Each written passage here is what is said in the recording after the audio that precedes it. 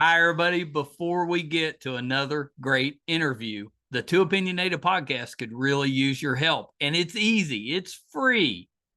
IMDb, which is the entertainment database, imdb.com, named us a top 100 podcast. We came in at number 82. That's a big deal because there's 15 million podcasts and growing. So to be named to anybody's top 100 list, pretty big deal for us. And the way you can help is to go to imdb.com, look up the Too Opinionated podcast, and that's it. Just bringing our page up. That traffic really helps us out. Our YouTube channel is MeisterCon Pod. All we ask is that you subscribe. It's also free, but that really helps us to attract these amazing guests that we keep bringing on the program. And that's it. Two easy ways for you to support us, and we would really appreciate the help. Now let's get to that interview.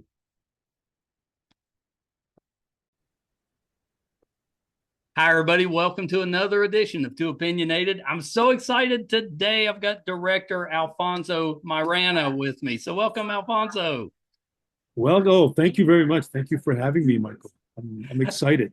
I'm excited to talk with you. So we've got a documentary we have to talk about. But before we do that, let's start with you. Talk a little bit about what got you into the entertainment business. Obviously, that's a difficult business. Did it start with the music side, or has it always been entertainment, and then this kind of led you to the music side? But kind of give us your background. What got you started? Well, that's a great question, and I've got an answer that's quite simple. I think I owe it all to my mom, who early on, when I was, 7 years old, Yeah. she was really into music and films.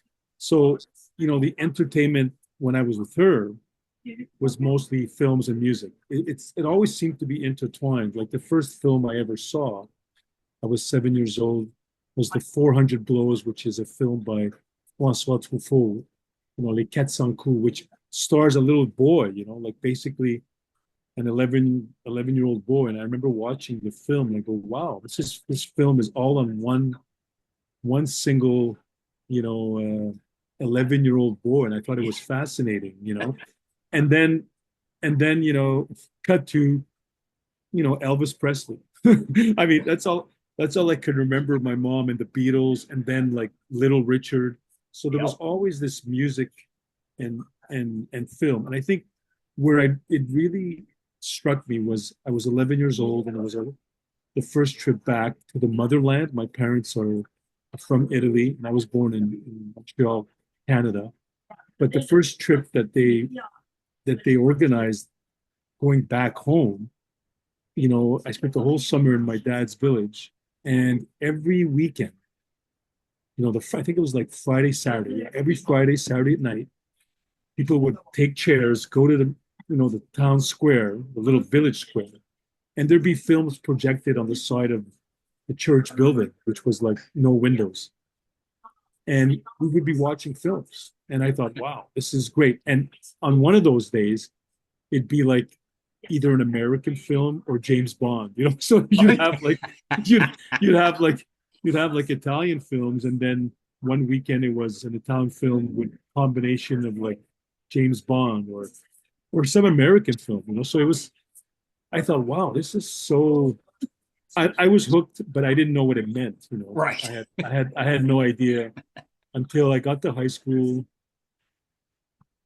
And then I started thinking, I was really into sports, which is kind of funny. People talk to me, well, it sounded like you were a jock, because I played baseball, hockey, and soccer at an elite level. But I thought, well, this is a great hobby, film and also Yep. music, because my grandfather was a musician himself. So not till I got out of high school and started university that I thought, well, I'll continue playing sports. I don't, it's not like you quit sports. And I was playing at an elite level soccer at one point, and had to choose between the three sports. And I thought, well, I love film, and I just immediately got immersed. And it never felt like a negative thing or something that gave me pressure. It just felt so much like something that I could associate with my childhood. So it didn't feel like, I had to study for it or something like that. Yeah, it it just just, sounded like it was something fun for you. it was something fun, it was something like creative, artistic, and you're watching a movie and you say, how is this film being made? Yeah. And I just thought of something now. I remember I think 10 years old, and my mom took me out saying, "Oh, there's a film being shot in our hometown, which is the East End of Montreal." And I took my bike and I followed her, and she was walking to the like 2 or 3 blocks away, and I could hear her with my aunt talking about Paul Newman. And I'm like, I had no idea who Paul Newman was, obviously. And I later found out that that film was City on Fire with Paul Oh, Newman, yeah, yeah. It's a good and it film. was and it was shot in our hometown, at least some scenes, I guess. And that was the first time I saw like these big lights, actors walking around. I didn't know what that meant either. But so I associated film with the freedom of doing art, the freedom of just expressing yourself and doing something with not being graded. I didn't Yeah. I didn't associate with like, oh, you got an A for your film, or you're gonna fail, because who would how can you fail if you're just doing a film and you're 18 years old or 17? It doesn't really make sense. So that's how I sort of started getting a real interest until I graduated film school, and then it was for real. Well, was there ever a time where you thought about, trying to be in front of the camera instead of behind the camera, or has it always been behind the camera? Michael, you got some great questions. Well, I remember in high school, or was it high school or grade school, my teachers kept trying to put me in plays. They Yeah. thought, and so I would I would audition, and they would choose me. Sometimes I don't even know if I auditioned. They just say, "Okay, you're going to be the lead in some sort of grade school play," and and I would and I would quit like a week or two before all the time, and I would always say, "Well, I gotta play baseball, or I have a soccer Priorities. practice." Yeah, I have a soccer practice. So thank God, because I always thought I was so shy in front of the camera. When you're an athlete, you're not really shy. You have some sort Right. of, when you're playing hockey or soccer, you're not shy. You're not, or sports. Otherwise, you're not in sports. I think That's you right. have, you have some sort of confidence. But as soon as it was about reciting or remembering lines, it kind of freaked me out. So I think that was it. That was it. Although in my new film, which we'll talk about, I do have a cameo. So, but anyway. Oh, very nice. Yeah. I always love it when directors put themselves in as cameo. If I was a Yeah, director, I would totally do that every time. yeah, yeah. I do like it. I mean, I remember Hitchcock always being in his Yep. films, and I kind of liked it. It's true. Or Spike Lee. Well, Spike Well, Lee and acts. as a fan, we love that stuff.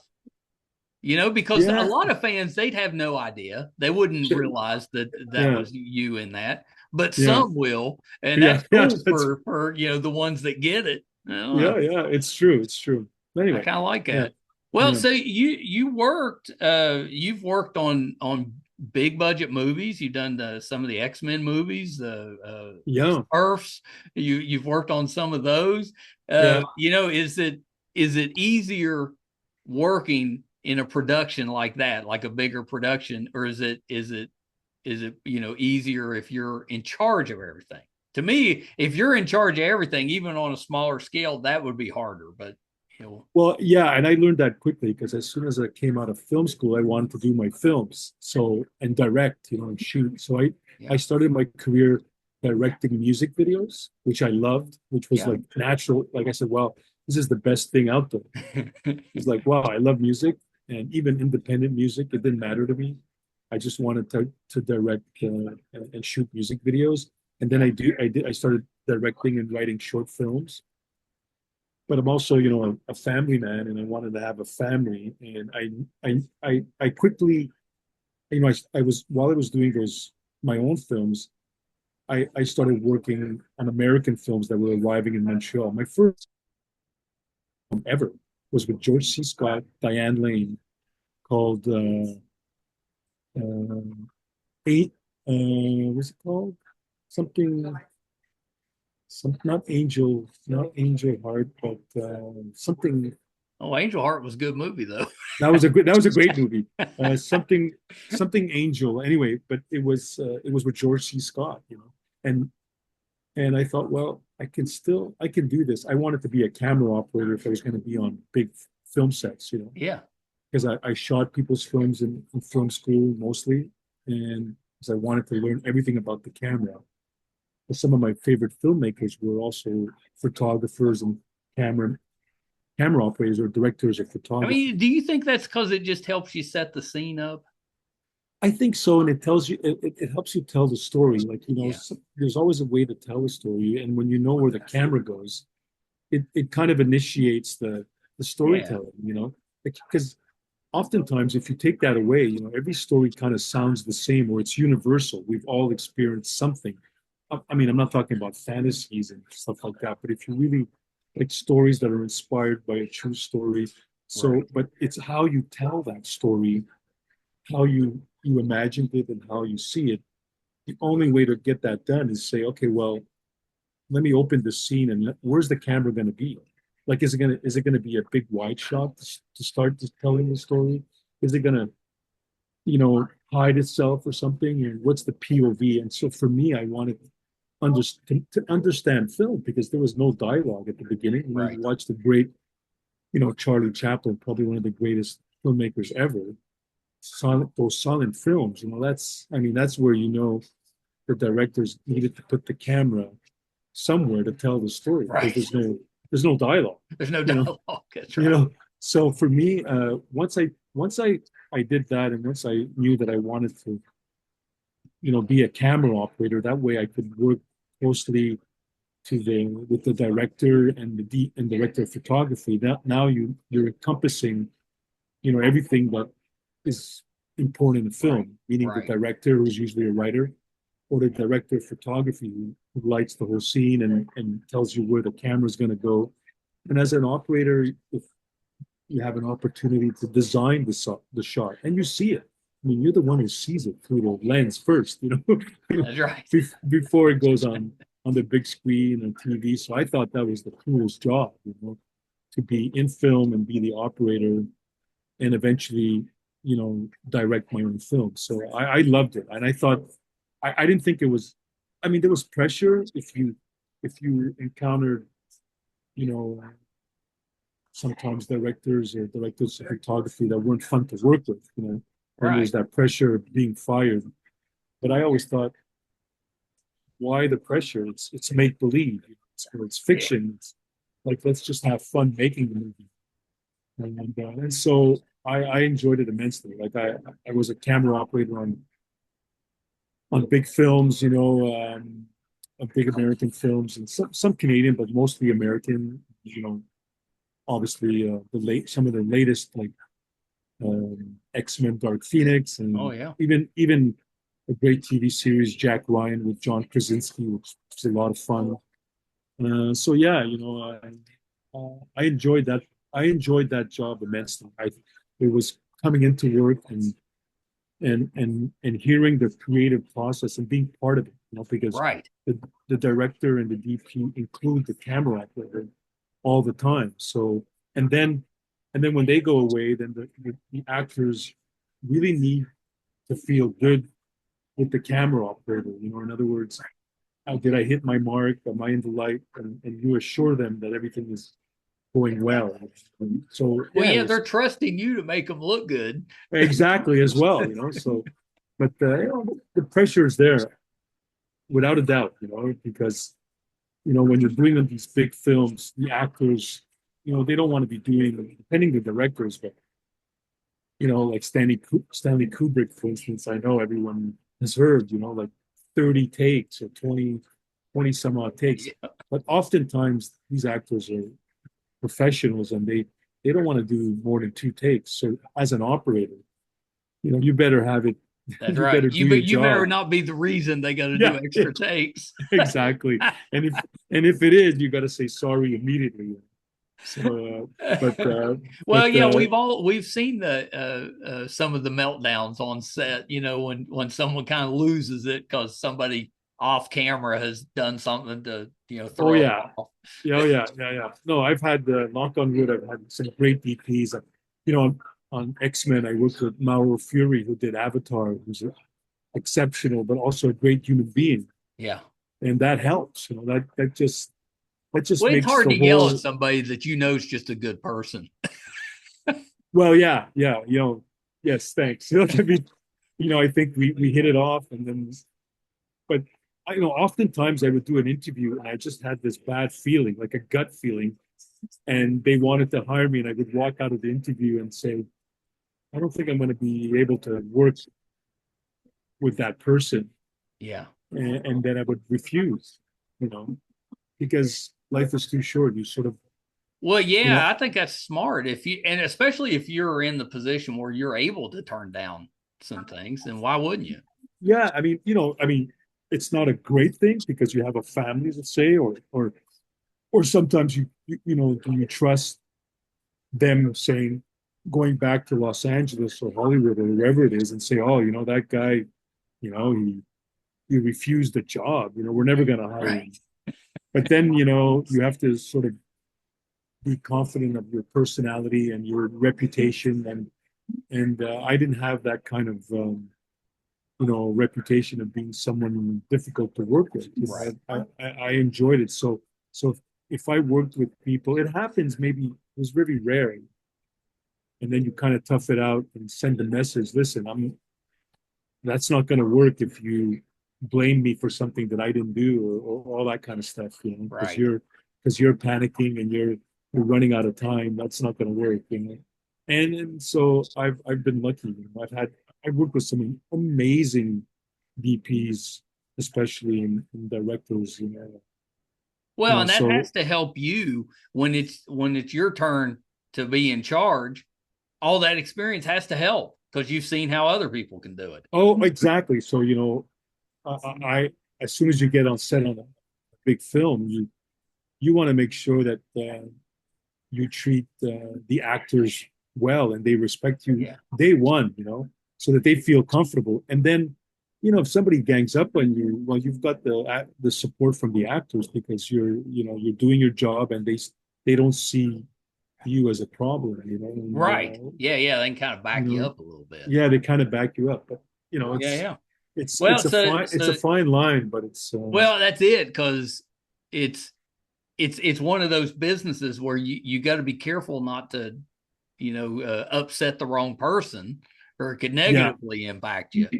yeah, absolutely, yeah, yeah. No, I mean, but there's sometimes I think the best ones are also the nicest ones. Yeah. You hope for, you're hopeful. I mean, Russell Carpenter is a great person. Well, there's a those type lot. people, they just get it. They just get it. Yeah, They just kind of get it. yeah. So your new one is Goddess of Slide, right? The forgotten story of musician Ellen McIlwaine, which is a little bit of a mouthful, but if you've ever heard her play, I mean, she was unbelievable. Well, yeah. I mean, yeah, like Goddess of Slide, the forgotten story of Ellen McIlwaine is something that I fell on. I think sometimes it's destiny. Like the film that I Yeah. did before, which I shot a scene in Virginia, "Rumble the Indians Rock the World." Way that was, I guess, almost a decade. Well, it is a decade ago. Uh, was my first film, Yeah. like documentary, like and it was all about music, the history of indigenous contribution to music. While I was doing that film, I was in New Orleans, and I was with the Neville brothers doing an interview, and there was a blackout, Michael, in all of New Orleans, and I mean the entire city. And Yeah. I was with my phone, with Cyril Neville, the drummer, and we were lighting ourselves up and having a conversation. And he told me, "Hey, you need to go tomorrow to the Peaches record store and buy this album called the Guitar Album. The greatest guitar players: Eric Clapton, Jimmy Page, Rory Gallagher, Link Ray, who did Rumble, of course, are on there. So you got to get that album." good research. I said, okay. So, because at that time I was doing Rumble. Yeah. And so I went the next day, the next morning, and I got there, and it's a compilation album on Polydor, and the 73 was all sold out. And then I looked at the 74, and there was Eric Clapton, Link Ray, T-Bone Walker, all these, guitar gods. Yeah. And in the middle of there was this woman, her name Ellen McIlwaine. She had 3 songs. One of them was live at Carnegie Hall. I said, "Oh wow, that's pretty amazing." I didn't know where I'd heard the name. I wasn't sure where, and so I took it to the hotel. And I used to at that time when I was doing the film, I still do that. I like carrying my portable record player because I like buying vinyls. So I went back to the hotel, Michael, and I knew all the other guys. Everybody knows those names: BB King, Albert King, you name it. Of course, yeah. All the gods of guitar. And I went straight to her and I picked We the People live at Carnegie Hall, which is impressive to me. It was like 1973. I'm like, wow. And so I put it on, and the moment it started, I got goosebumps. And I was like, wow, it's this music. This was 2014. And so 4 years go by. Rumble, The Indians Who Rock the World, is now theatrically released. It won at Sundance. It's doing its thing. And I get an email, in 2018. And it says, "Hi, my name is Ellen. I just want to say, Alfonso, it's about freaking time somebody makes a movie about Indigenous contribution to music. I've seen Rumble 3 times this month. It's really nice to see some of my old friends in your movie." I said, "Oh wow." I'm telling all my friends. I said, "Oh." So I answered back. So thank you for those kind words. Are you a musician yourself, or just a fan? And she answered back. She goes, "Yeah, I dabbled in music myself. I guess my claim to fame is I'm the only woman ever to share the stage for 6 nights with Jimi Hendrix." And then she wrote, "My name is Ellen McIlwaine." And I was like, because 4 years had gone by. Yeah. I go, where did I hear that name? And she, she didn't have a website. And I started looking in my vinyls because I thought, wait a second, maybe I have an album or something. And I looked and I looked. It took me about 15 minutes, and then I pulled out the guitar album from New Orleans, and I turned it over and I saw her name, and then I answered, "Are you Ellen McIlwaine from the guitar album?" And she goes, "Yeah, that's me." And I said, "Can I call you? We need to talk." And that's how it started. And and then I had this 2-year relationship with her over the phone because she had an incredible story. Just, born in Nashville, Tennessee, raised by missionaries who were already 50 years old, but were American missionaries, but that were living in Kobe, Japan, Right. post World War II. I mean, what's that all about? And then she, graduated. She was raised in Kobe, Japan, went to a Canadian International Academy, learned English, French, Japanese fluently. Wow. And then in 1963, by then her parents are, in their 70s, I guess, and they moved to Decatur, Georgia. And she started going to art school and discovered the guitar, and the rest is history, because then after 8 months of playing guitar, she was a natural. Somebody saw her and said, "Oh my God, you need to go to Greenwich. I need to introduce you to my friends." And that's what happened. So I convinced her. I mean, this story is incredible. Yeah. In 1966, she's in New York, and people opening up for people like Odetta, Richie Havens, um, Buddy Guy, all these great blues guys, and some folk people as well. Randy California, and, Patrick Sky, who was a folk singer.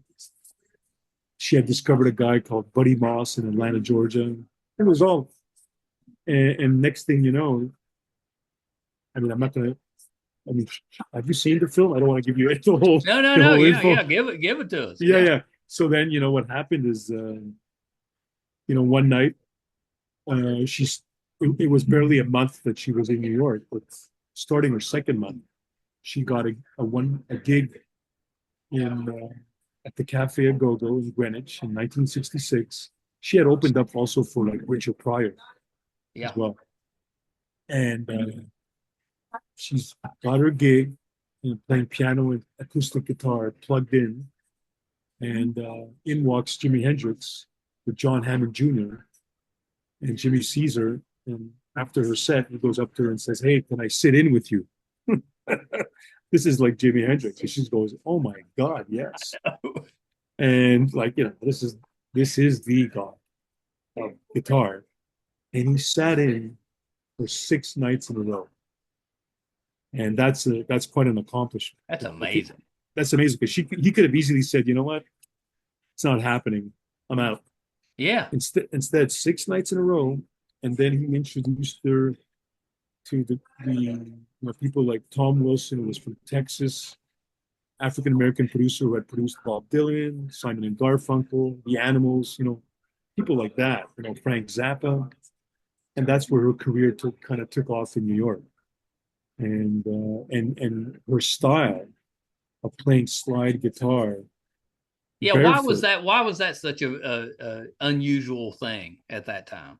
Well, because there was, it was unusual to sort of, you had certain slide guitar players playing blues, slow blues and all that. She saw Randy California at the Cafe A Go-Go, you know, do a bottleneck, and she says, "Oh, I can do that." And there weren't any women playing, that style Yeah. and singing at the same time. And he fell in love with it. And and her style of, like, she had all these picks on her fingers, a bit like flamenco, and she picked that guitar and played slide at the same time, and people were like, "Oh my God, they had never seen anything like that." Taj Mahal and walked in and saw her, and Jimmy before, and John Hammond Jr. So she was ahead of her time. She was like a trailblazer, and she had this incredible voice, Michael, where, being raised by missionaries, First Presbyterian Church. Yeah. It was that Southern gospel hymns, and it was powerful. And so she combined that with this powerful guitar playing, because obviously a lot of the women at that time were either playing, you had Odetta and you had Rosetta, playing traditional blues guitar. Yeah. Ellen came in there, took that 6 string, guild guitar, and did something different, like nobody had ever seen, and combined that with this angelic gospel like voice, because she was influenced by Gladys Knight, Yeah. and influenced by Ray Charles on the piano, and of course, well, Jimi Hendrix, and so she combined that and made it her own with a female touch. You know she played a mean guitar. She was like a kick-ass guitar player with this angelic voice, beautiful red hair, just powerful. And everybody else was doing great stuff. This is like the folk era in New York. Oh yeah. That's the other thing. You got Bob Dylan, Joan Baez, Right. Judy Collins, you know, Simon and Garfunkel. It's pretty tame. Then you got this woman, because Jimmy arrived, and they kind of started, even him. He had to go to London, and those people, Eric Clapton and Jimmy Page, were like, "Oh my God, who's this guy?" And then came back and conquered America. But Ellen stuck it out there, and she was on her own, and then developed this thing where she was also a fan of Ella Fitzgerald in terms of that jazz way of improvising, but she scattered in Japanese. And that song that I first heard, Michael, in New Orleans, that live song played at Carnegie Hall, where she opened up for Mandrill, which was like the funkadelic band of the day out of Brooklyn. Right.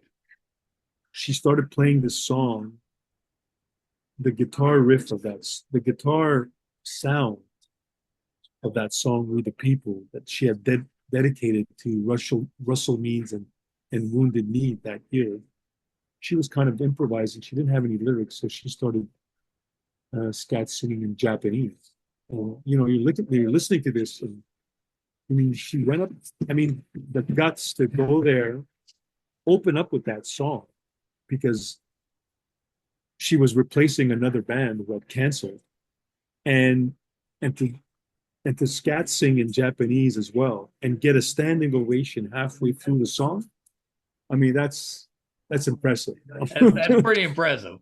Yeah, yeah. So for me, all those stories were like, well, I need to tell this story. I need to bring her back.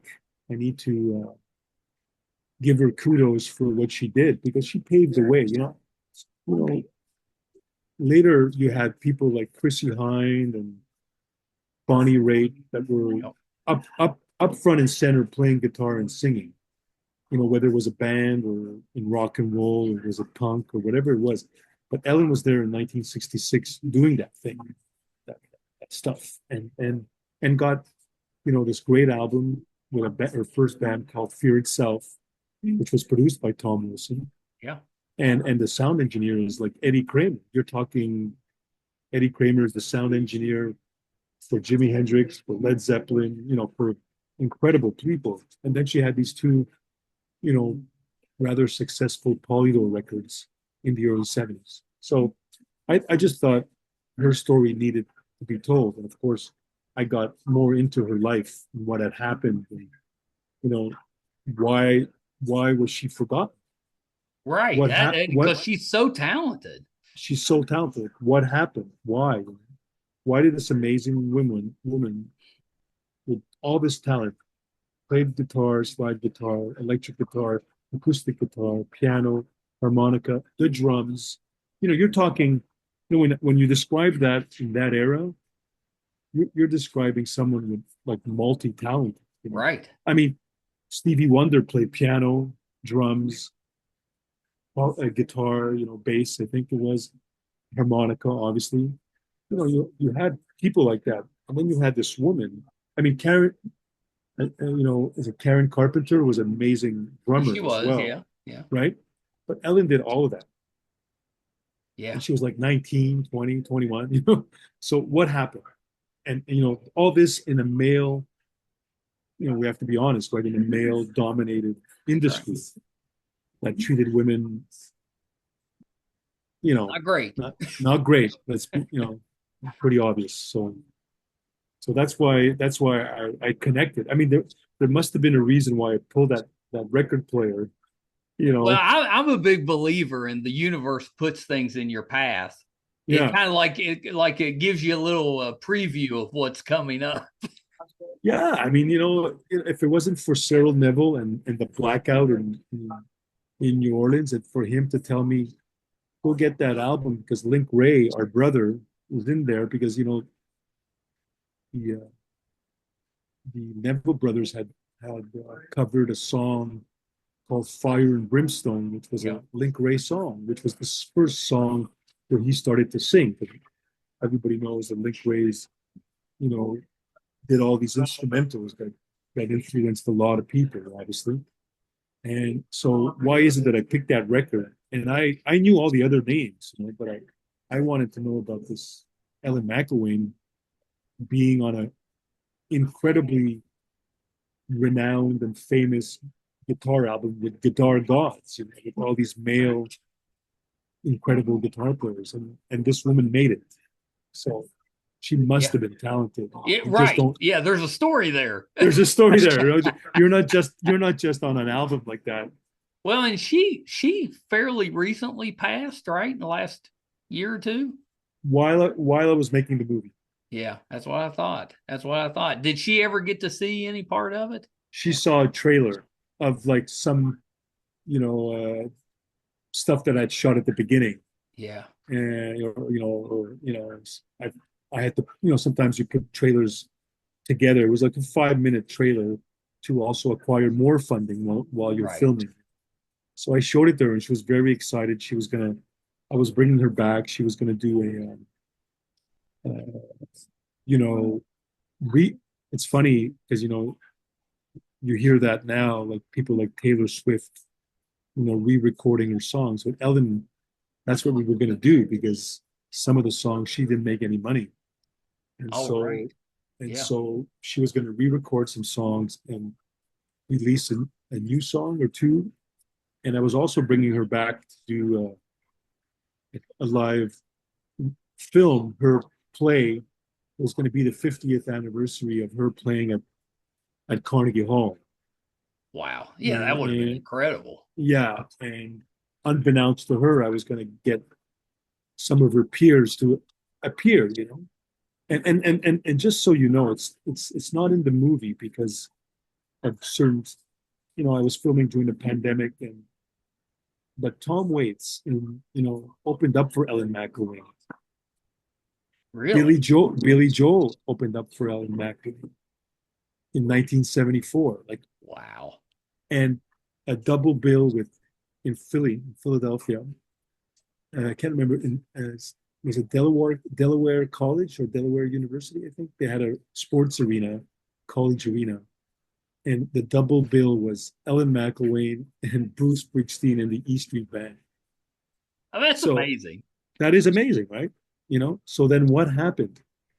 Well, it's that it's that you call it the cast couch, Yeah. and so that suddenly she was basically banned from getting a record deal. When people see the film, they'll understand a little more. Yeah, and that's So just terrible. I mean, what a waste of what she could have done. She yeah, did a yeah, lot. I absolutely. mean, it was amazing. Oh yeah, well, But we and missed she out on how many years because just a bunch of nonsense. and nonsense because she had a 3 record deal for Polydor Records, so she did two, and then the third one was coming up. So you can imagine, she has a famous line in the film where she says, you know, oftentimes, you know, they would ask me, "Hey, how bad do you want it?" She would answer, "Well, not that bad." And then, the next day, when she had to go record her third album, Yeah. they basically told her, "Here's what we're gonna do. We're gonna do some. We're gonna change it up. You know, you're not gonna play guitar. You're not gonna play the piano or harmonica. We're gonna write the song, and we're gonna hire the band." Well, So, what's the point of that? what's the point of that, right? And it was oppression, oppressing her because she said no. Yeah. She said no. My God, can you imagine if that was like Mick Jagger saying no, Right. or John Lennon saying Well, no? we know it wouldn't happen. It wouldn't happen. They would say, "Oh yeah, you're right, Mr. Lennon. You're right, Mr. Jagger." You know what I mean? Yeah. You're right, Mr. Plant of Led Zeppelin. But it was Ellen McIlwaine. And so obviously she said, "Well, no. I mean, you're taking away my guitar. You want to write my songs, my lyrics? I play piano, guitar. I mean, her band was already. She was so ahead of her time. Like her band was multi multicultural. Like it was diverse. She had a bongo player from Cuba. She had like Bill Curtis, who was African American drummer, but also had a white drummer from Montreal, of all places, who was a 19-year-old who played on 3 songs, who later became part of this Canadian band called April Wine. His name is Jerry Mercer. So, she had an European bass player, and Yeah. it was, you know, she just connected in a different way, And when sometimes people will say, "Oh, Ellen is like a world musician." It's not just the music. I think she saw everything, differently. So Right. that's why That's why I think, you know, people were, when they feared her, like, wait a sec, you speak three languages, like fluently, you've got a multicultural band, that's way too much for us to handle. And you play piano like Ray Charles, you kick ass guitar like Jimi Hendrix and many, and you've got this angelic voice, like that sounds gospel, and scat singing Japanese. That's way too much. Yeah. you know, That doesn't seem fair. it doesn't seem fair, and and she could draw. Like I I didn't even know this, but she when she went to art school in Atlanta, Georgia, she took up art, and so I show some of her art in the movie. She drew Jimi Hendrix. She drew herself.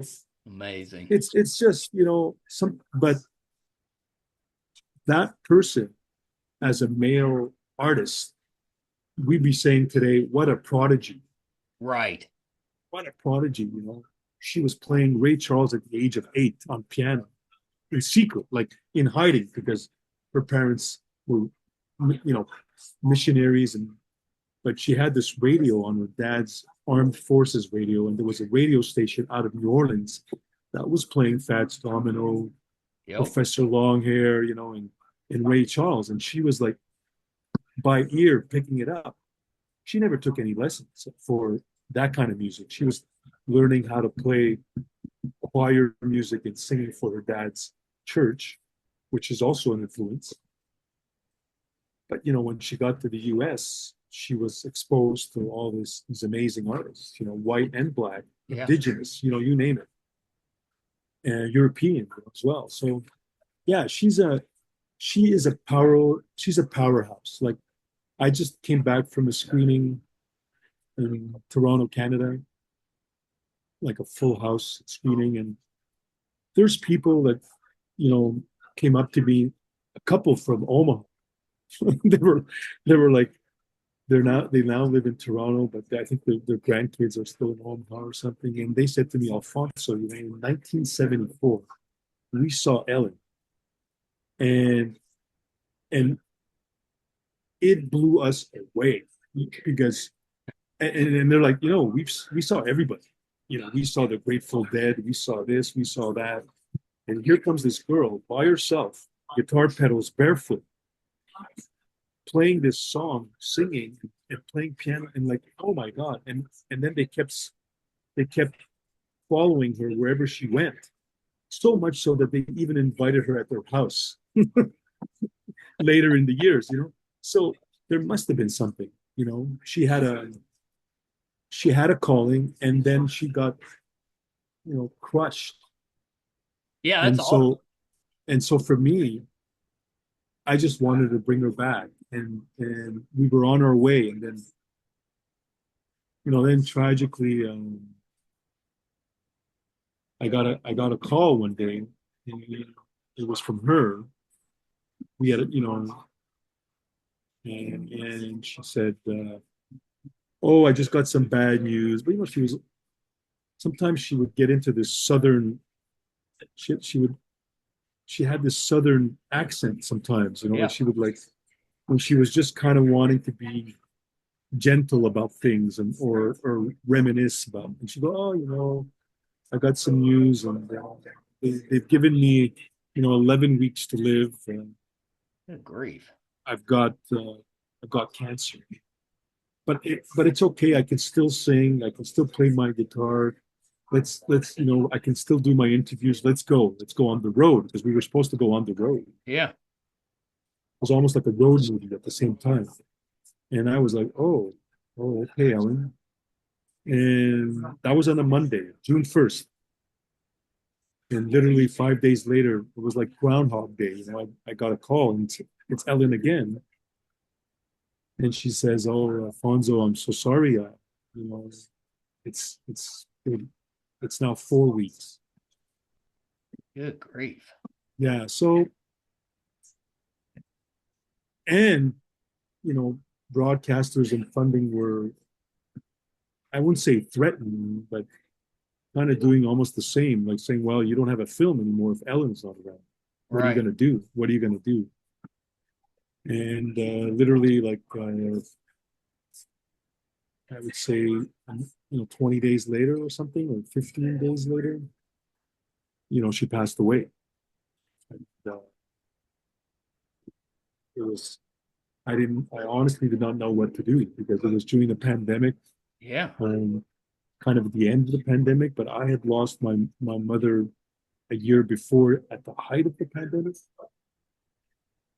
And I thought, this is just too much bad news, Yeah. Yeah. That's a lot you to know, overcome. it's a lot to overcome. And literally I had to, the broadcasters and whoever, legitimately they were worried, like, what are you going to do? And I said, well, we can't let this happen to her again. In other words, you can't tell me to change my mind or not do the film. It's just going to be like the industry that just gave up on her. Right. And so I said, I got to do this film. I don't know where it's going to go now because she's not around.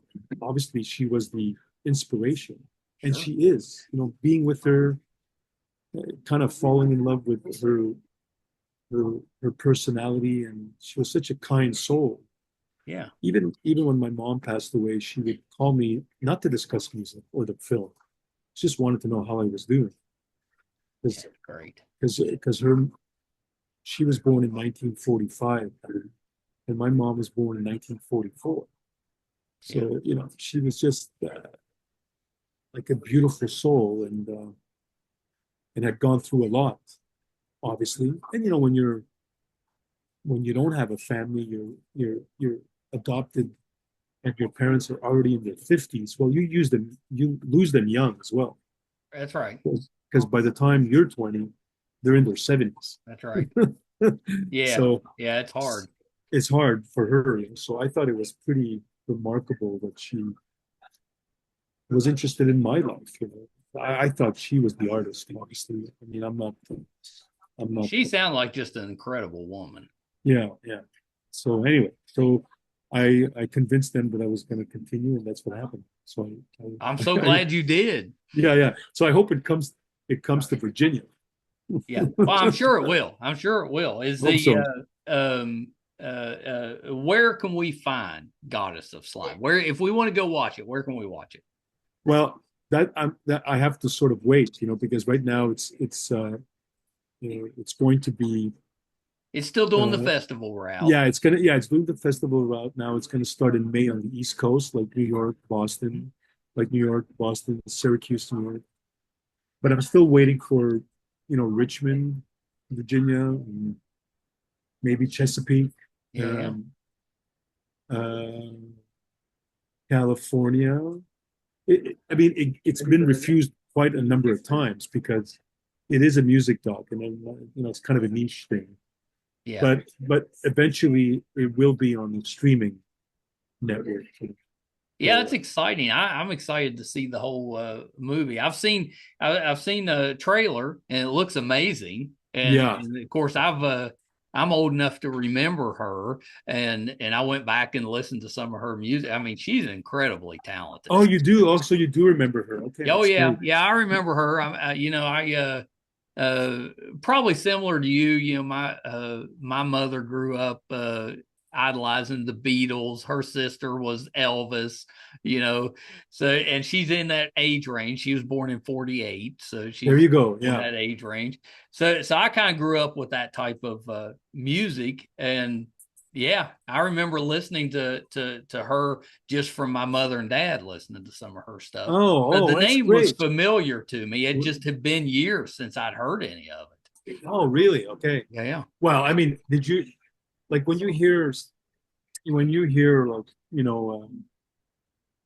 "Can't Find My Way Home"? Yeah. Her rendition, the voice. It's pretty. Yeah, it's pretty No, amazing. yeah. You'll recognize her once you've heard her. You'll recognize her going Yeah, forward. yeah. Yeah, it's very unique. Well, sir, And thank you for taking some time to talk about it. I'm excited to see the whole thing. You'll have to Once it gets to the point where it's available for everybody to watch, you'll have to come back and kind of give us an update on it. Yeah. I think it will be like, eventually on the streaming. I just have to hold on for a few more festivals Well, and you got to then build up the buzz. yeah. Well, that's why, I hope I honestly like, you know, Richmond has a huge history in music, as you know, It does, yeah. and Virginia. So I hope it makes it there because it would be fantastic.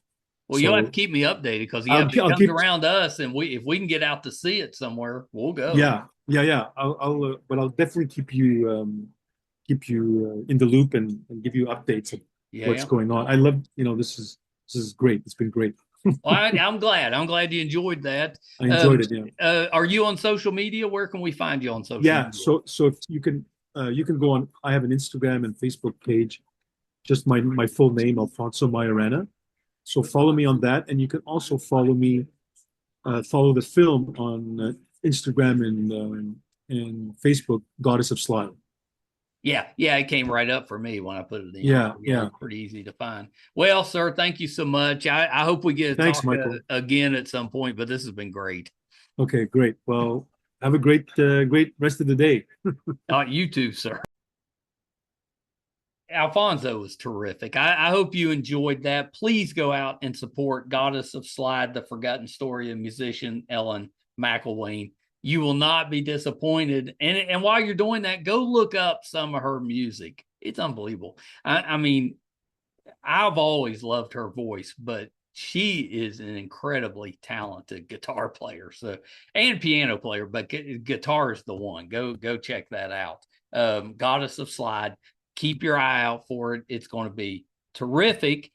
Appreciate you guys being here. If you're finding us for the first time, love that you're here. Would love to have your support. It's easy to do. It's free. Our YouTube channel is MeisterCon Pod. Please subscribe. Really helps us out. Doesn't cost you a dime. Our website's meistercon.com. You can find almost 1,000 episodes on there, audio and video versions. So definitely check us out on the website, meistercon.com. Thank you guys so much. Till next time. Bye, everybody.